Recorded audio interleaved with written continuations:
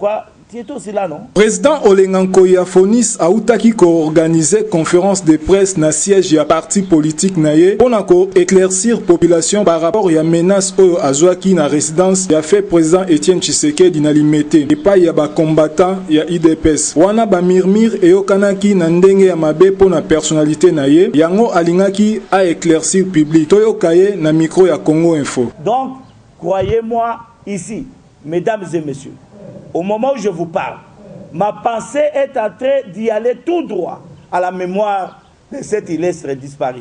Ce digne fils de Congo qui a lutté, qui a donné le meilleur de soi pour l'intérêt de tous. Et ceux qui l'aimaient et ceux qui ne l'aimaient pas. Moi, je tiens ici à dire à l'ensemble de notre peuple que je ne suivrai que le chemin de Tshisekedi et nous allons nous battre pour défendre les valeurs qui sont les nôtres. La démocratie, la bonne gouvernance et aussi les droits de l'homme. Tel a toujours été le combat d'Etienne Tshisekedi pour que cela nous amène ensemble vers des élections libres, transparentes et démocratiques. Et comme l'ensemble de notre peuple le sait, je tiens à vous le dire, minimiser tout ce qui s'est passé, au moins les auteurs ont compris qu'Olengankoy sur Olengankoy. Je tiens à saluer Dieu qui a toujours intervenu par sa puissance dans tout événement qui se passe dans notre pays. Je suis convaincu que dans les jours à venir, nous allons trouver des solutions à tous nos problèmes.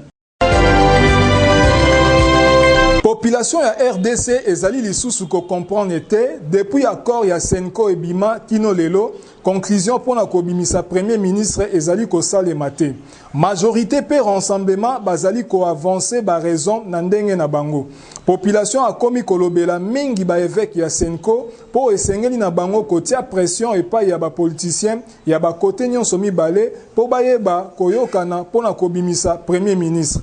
Crise eleki tellement na mboka que population azoye bate na nani akolela po a alléger souffrance oyo ezali na mboka. Natina wana ba évêque ya Senko ba uti ko organiser conférence de presse mokolo ya lelo lundi pour na kotalisa ete ezali faute ya Senko te po bango bazali na bonne foi ya kokomisa accord oyo tina suka. Pour premier ministre ayeba na kobima balobi lisusu blocage ezali epai na bangote kasi epai ya ba politicien oyo basengeli koyokana na lombangu pour premier ministre ayeba na kobima tolanda abenshole na micro ya Congo Info. Face aux tribulations du moment et pour plus de justice et de paix, nous disons non au blocage de l'application intégrale et rapide de l'accord du 31 décembre 2016. Aussi en appelons-nous vivement, primo, au président de la République en sa qualité de garant de la nation, de s'impliquer davantage dans la mise en œuvre de l'accord de la Saint-Sylvestre, particulièrement dans le processus de nomination du Premier ministre, chargé de former le gouvernement ayant pour priorité l'organisation des élections, de veiller à garantir la sécurité sur toute l'étendue du territoire national et l'intégrité du pays. Secondo, à la majorité présidentielle, à l'opposition et à la société civile, d'être sensible aux cris de détresse du peuple congolais qui attend impatiemment l'application de l'accord du 31 décembre 2016, de ne pas bloquer l'application de cet accord par des manœuvres dilatoires et par des intransigeances irréalistes, d'aplanir sans délai les points de divergence quant à l'arrangement particulier afin de parachever les négociations en cours. Question à la CENI, de bien organiser les élections dans le délai convenu, de collaborer étroitement avec les institutions de la République, des Nations Unies et de la communauté internationale quant à l'organisation des élections.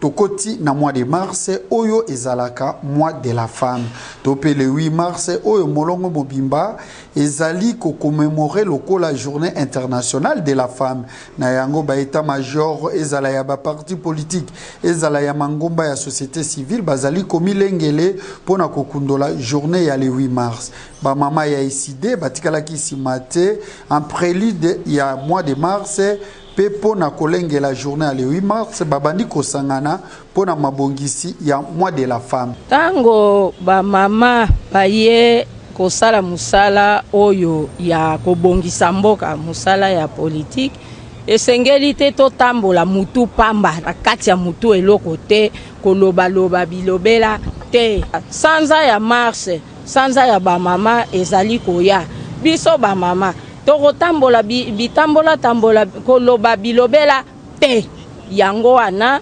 toza kolanda mate ya maye pona koyeba ndenge nini tokotambola ndenge nini tokoloba tokosolola na bandeko ba mama pona ba milulu to ba conférence ya mateya ya kosensibiliser kolakisa pe ba mama makambo ebele ekozala yango wana toye tozwa boyebi toteyama po toyeba kosala musala ya mboka na ndenge esengeli.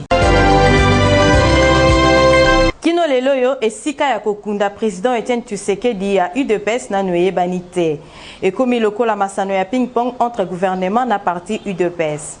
Na ngambo ya gouvernement, André Kimbuta, gouverneur ya ville à Kinshasa, a signé depuis le 25 février 2017, arrêté Epa Iwapi, a annoncé l'inhumation ya président Tshisekedi na cimetière ya Gombe, na Bolaï, il y a 500 mètres kib.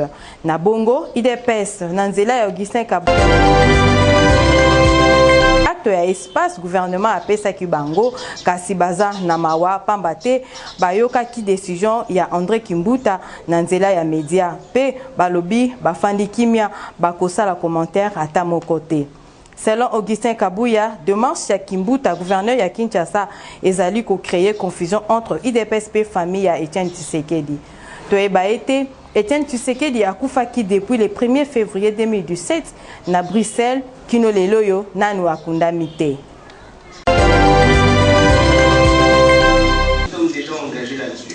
Conférence de presse hebdomadaire ya Monisco ya mercredi oyo esalemaki ndenge ezalaka. Ba point ebele ezalaki na kotalisama lokola condamnation ya ba membre du Conseil ya Nations Unies par rapport ya ba violence oyo ezali kosalema na Kasai. Monisco atalaki pe journée ya 1er mars oyo ezali journée mondiale contre la discrimination aux maladies ya VIH pe sida. Pe communiqué ya Monisco par rapport ya ba recrutement ya ba agent na bango. Pour la violence oyo ezali kolekana Kasai kolandama na ba milice ya Kamwena Sampu, Conseil ya sécurité ya Nations Unies et ebaki na ko condamner ba violence yango. Kuna pe ba signaler ete Monisco ayebi na kokitisa équipe moko pona kolandela pe ko évaluer situation sécuritaire pe ba activité nyonso ya mabe pona konyoko la population. Boyeba ete na bamboka lokola Chimbulu, Mweneditu, Louisa pe bamboka misusu wapi ba accrochage ezali kosalema mingi entre FRDC pe ba miliciens, Monisco azali kosala nyonso po kimia ezonga. Nous avons renforcé la présence de la Monisco sur place et nous avons, je sais que de plus en plus les agents du système des Nations Unies essaient d'être présents également dans cette province du Kasaï pour apporter de l'aide aux populations qui sont confrontées à cette violence qui dure depuis 6 mois, on l'a dit de façon très précise. Cette présence de la Monisco est non seulement une présence civile qui augmente sur le terrain, mais également une présence militaire et policière qui s'augmente également. Nous avons, comme je l'ai dit dans la présentation, disposé même des forces dans un certain nombre de points chauds, dans 3 points chauds de cette localité du Kasaï. Kolanda Mamokolo ya 1er mars oyo ezali journée internationale consacrée na zéro discrimination surtout pona ba maladie ya VIH sida. Monisco a mikotisi pona koyeba ko souligner respect ya makambo oyo nyonso. Pona kosukisa Monisco azali kotalisa bayebanso bazali kokotisa ba dossier pona kozwa misala kuna bayeba ete Monisco asengaka mbongo te pona ko traiter ba dossier na bango. Esengeli na batu nyonso kosala keba po ba escroc bakomi ebele. Lisanga rassemblement ya opposition politique ezali kokoba na masolo awa na ngumba mokonzi Kinshasa. Masolo ezali na cadre ya kosala restructuration pe ko adopter règlement d'ordre intérieur na ko redynamiser lisanga oyo euti kobungisa mokamina yango président Etienne Tshisekedi wa Mulumba. Toko kundelela bino lisanga oyo ebotamaka na masolo oyo esalemaka le 8 pe le 9 juin 2016 na Jeval na Belgique. Wapi kuna kaka conseil des sages de ekelamaki kasi lelo likambo ezali ya ko renforcer ba instance pe kotia comité ya coordination pe ba adjoint nde na nyoso kala mingi te ba élection ekosalema mpona koyeba nani akokamba lisanga ina ya rassemblement.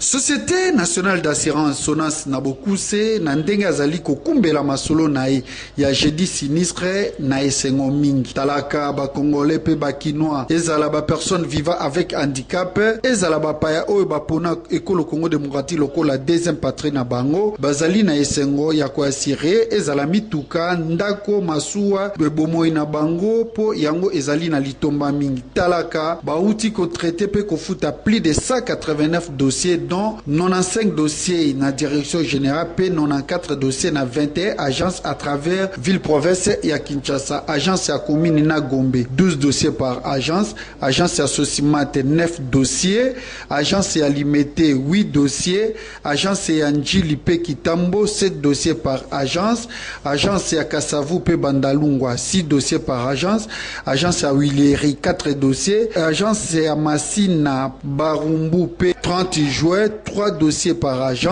agence ya Ngaliema Matete Kingabua Funa Pengiringiri 2 dossiers par agence Penasuka ba agence eye ba tretaki ba futaki dossier moko ezali Bichingobila Kimbanseke Libération pe agence ya Ndolo na awa kozwa mbongo ya kisi naza sinistre SONAS Asi SONAS azwi biso nyonso a charge tamulai lokola nga na bandaki depuis 2015 na prix si lelo SONAS ayaka pesa nga mbongo azwa soin na ngai ba faire ba opérer nga donc asali ba effort ebele pour te tozala côté la manière de tenir parce que espoir ya côté na bozala kite lokola ngai c'était prévu bakata lokolo mais par effort ya mama DG na bato azosala na mama musala quand même basali lokolo mais l'autre osenga ezake akowana ko obakisala biso mwa mbongo ya babiloko ya mikeni mpe ezotikala de façon ke tobonga na biso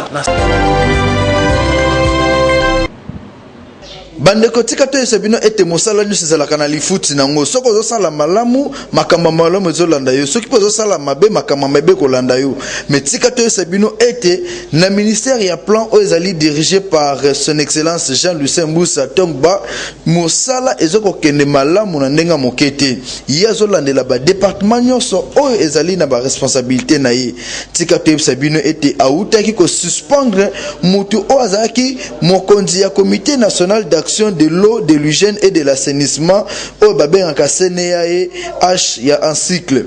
Pour la nini ya suspendre qui président Oyakala ezali kama mbongo bandeko. Abosane ki ete ministre azaliwa na za mokonza comptabilité ye asalela kimbongo na ndenga mabe nde ministre Betty Egogo pona kozongisa moto nyonso na nzela. Moto wana aute kozala suspendu pe ba uti ko nommer déjà président ya sika o akoti n'impact pe sagesse pona kokumba komite wana tina suka kombo na ezali Jeff Bafambemba pe adjoint na ezali Monsieur Philippe Moulenga Kabeya tikote sebino ete bango bazwa ki déjà remise et reprise ce salamaki bakote ki déjà na mosala pona kokumba komite oyo na esika oyo mokonzi alingi ekoma mosala ne lifuta soko salite bandeko kebo kozegoko.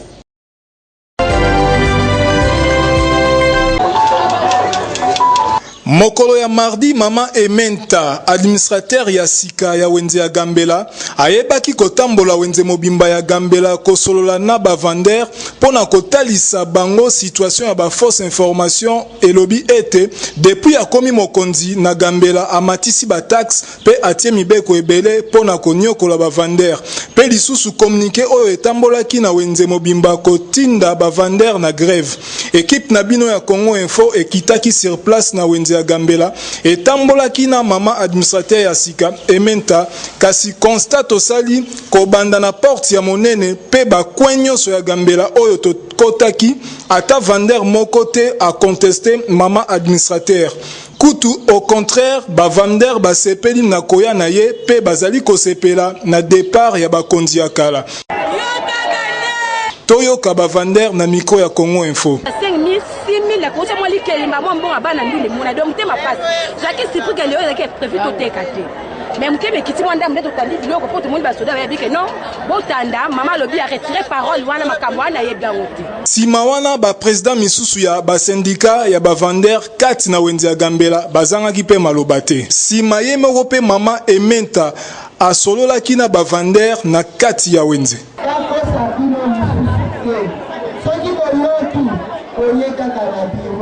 Maman toyoki boye tomoni boye exposant ndenge nini ofana ifuna kata gouvernement toyokani sima ya kotambola nyonso wana mama administrateur ya Gambela na ba collaborateur na ye bayebaki na kozonga na bureau na bango pe asukisaki na maloba oyo. Pesi bango d'abord merci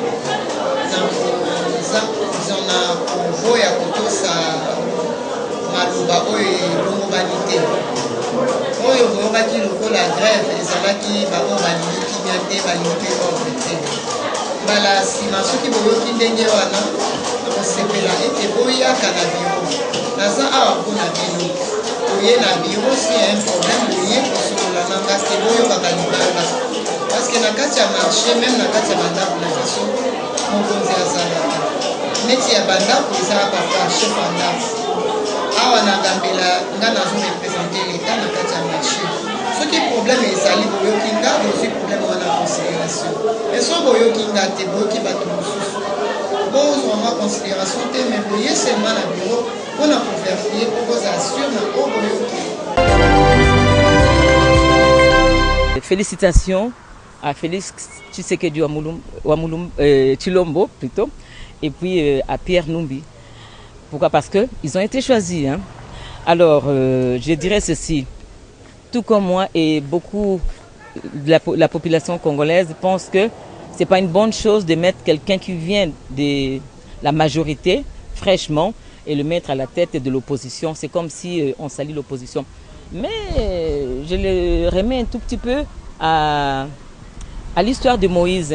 Moïse, dans la Bible, n'était pas égyptien, mais Moïse a vécu dans la maison des pharaons. Parce que quand il était né, il y avait une mesure qui était sortie, qu'on devait tuer tous les garçons, tous les mâles de 1 an plus ou moins. Donc il était dans cette tranche d'âge-là. Alors, bien que étant juif, il a été élevé chez Pharaon, mais un jour, il s'est souvenu qu'il n'était pas égyptien, il était hébreu. Tout. Tshisekedi, c'est un emblème. Tshisekedi, c'est la constance. Tshisekedi, c'est l'unité, c'est l'ensemble, c'est le cœur gros, c'est l'amour. Alors, ça ne peut qu'interpeller mes frères du rassemblement. Quand moi j'ai dit que je suis Tshisekediste, Tshisekedi m'a prêché l'amour. Na lokoto baloba, quelle que soit la durée de la nuit, le soleil apparaîtra toujours. Topesa bango raison, nani aloba ki que rassemblement et kozwa bokondi ya sikate. Lobi jeudi 2 mars 2017 et inda kikuna na 10e rue et pa yuapi rassemblement et salaki ba élection na bango pour na restructuration ya lisanga na bango. Balie na bango basalaki wana, je cite AR Dynamique Paul Martin Fayulu pays de PES. G14 abimaki pour na candidature ya mutu na bango Dr Kabemba. Nde bango lobi bazali concerné na ba élection oyo te. Tikato ebisana bino ete na sima ya ba élection oyo ndeko Félix Tshisekedi nde azui présidence ya rassemblement pe mwana mboka Pierre Lumbi président du Conseil national de suivi de l'accord. Topesi bango bonne chance pe mosala elamu. Kasina ngambu mususu bandeko lokola lisanga bonganga pe Joseph Olenga Koi bazo senga consensus. Nous avons désigné M. Félix Tshisekedi Tshilombo comme président du rassemblement et M. Pierre Lumbi comme président du Conseil des sages. Nous sommes une plateforme des composantes qui ont signé l'acte d'engagement de Genval. Cet acte d'engagement a été signé par 9 composantes. Ce sont ces 9-là qui sont habilités d'abord à restructurer leur plateforme créée par l'acte d'engagement. Et ce sont ces 9 qui décident. Les plateformes ont été valablement représentées par 2 délégués, sauf qu'il faut dire la vérité, le cas de la dynamique où il y avait M. Martin Fayoulou seul. Je crois que Martin Fayoulou ne peut pas nier le fait qu'il a été à la réunion. De toute façon, il y a la liste d'émargement où se trouvent repris les noms de tous et leur paraphe ou signature. Il n'y a personne qui était dans cette réunion-là. Et les peu de gens qui étaient à l'intérieur de cette réunion, ils sont tous surpris, ni G14, ni Dynamique de l'opposition, ni ANPP, ni les alliés d'Étienne Tshisekedi, ni d'autres. Il n'y a personne d'autre qui était présent et qui a signé ces documents. Tout le monde a refusé cette présentation. Ces coups d'épée dans l'eau, nous devons dire à notre peuple un apaisement, et je crois que demain, nous avons une grande réunion du rassemblement, et je crois que de grandes décisions vont tomber. Tout ce qu'ils sont en train de faire, en tout cas la tête d'Étienne Tshisekedi ne sera jamais vendue, et nous allons la défendre avec la dernière énergie. Non, on n'est pas concerné. Nous savons qu'on avait mis sur pied une commission. La commission devait recevoir les candidatures et les candidats. On devait aller au consensus. Jusqu'à présent, je sais qu'il y avait une tendance à chercher à faire passer un candidat sans qu'on puisse se retrouver. Les candidats, on les connaît, les candidats de G7 et Pierre Lumbi. Nous n'avons jamais eu de contact avec lui, on n'a jamais parlé, nous sommes candidats. Donc on attend que la commission puisse nous appeler. Tshisekedi était un grand démocrate. On sait que personne ne peut le remplacer. On devait aller dans une procédure qui nous amène à la démocratie, c'est-à-dire annoncer les candidatures. Les candidats devaient venir se présenter. Et nous, en tant que candidats, on devait se retrouver devant la commission. La commission devait amener les dossiers à la plénière. La plénière devait nous écouter. Jusqu'à présent, nous attendons. Je suis candidat, j'attends. Je n'ai jamais eu un appel pour dire qu'il y a une réunion. Si on veut désigner Félix Tshisekedi comme président du Rassemblement, donc il n'est plus candidat Premier ministre, ça pose un problème. Ça s'appelle la poudre aux yeux pour l'IDPS. Aujourd'hui, de quel droit l'IDPS va perdre le premier poste le plus important, le président du Sensa, pour donner au G7. Le G7 il ne doit pas prendre le rassemblement en otage. eloko asikana yeli bino yango pour na 2017 toza na plante éléphant ezali plante oyo ezalaka na Congo awa te ezali plante oyo ebima kala na Grèce eyokokota na Europe ti eyokobima na Herbo Pharma précisément na Pont Njili nde toza na plante éléphant mutu moko te aza nango te na Kinshasa awa ezali kaka na Pont Njili na côté na maison na biso mosusu eza na Victoire. C'est une plante naturelle mais qui a l'agissement des éléphants vivants.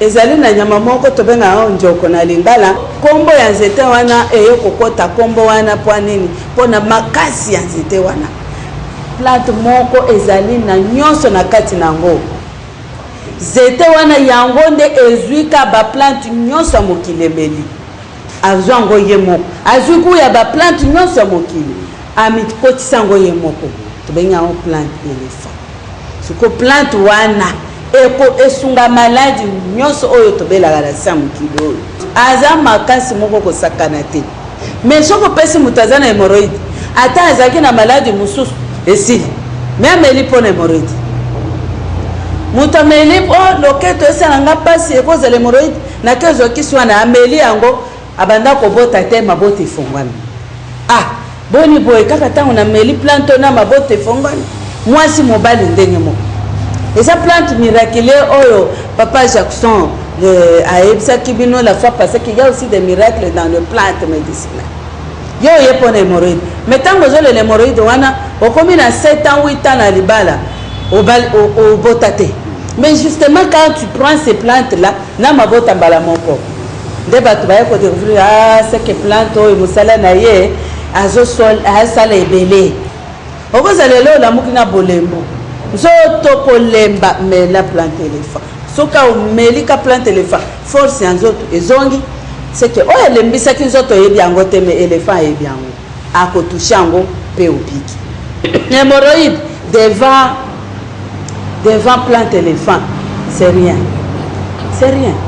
kobota devant plante éléphant c'est rien donc esala ya minene bato ebele bazalaka asali ba 40 ans na libala ye déjà mobali azoela ye bambanda boti déjà mais ye azalaka kaka complication donc kobota moko eyebani te aza kiste aza nango te mioma aza nango te masi na libumu ezalaka te mais kobota eyaka nango kaka te mwa mwasi onyokomi mais mokolo mosusu aye alobi te ngai nayebi ke na kobota na ngai lisusu te déjà kala mingi te na okota manopause déjà basi babisa ngai na kobota na ngai te mais na yawa nazala ta alaise ata naso na kobota te naza na problème ya nini ya batrouble mensuel na regla na pasi ntango ya regle nakomi koyoka pasi oyo nazalaka nango te topesi eka kisi ya pasi ya trouble mensuel wana moto akangisi avoti.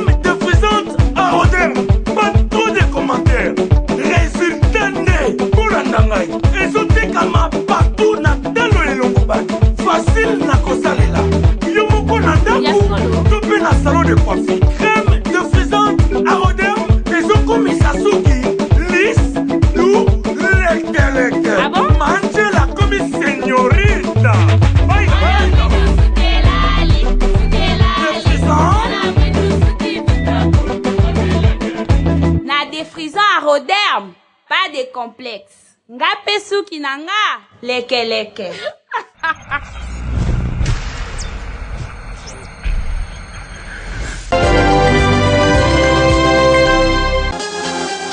La société Tic Tac Mobile lance une formation en informatique sur l'administration système, infographie et réseau. Du 23 janvier au 23 mars 2017, l'inscription est complètement gratuite. Les frais de participation s'élèvent à $45 par mois, payables en 2 tranches. Chaque lundi et jeudi de 17h à 19h et le samedi de 9h à 11h. Une seule adresse, Maïcha Park, boulevard du 30 juin, commune de la Gombe. Pour tout contact, appelez-nous au 090 00 12 012 ou au 081 30 23 334 ou encore 085 411 08 52.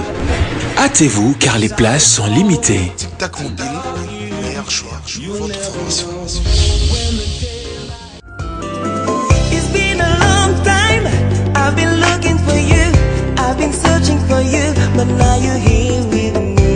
Bonjour, Tic Tac Mobile lance une formation qui débute déjà. Date du 23 janvier au 23 mars.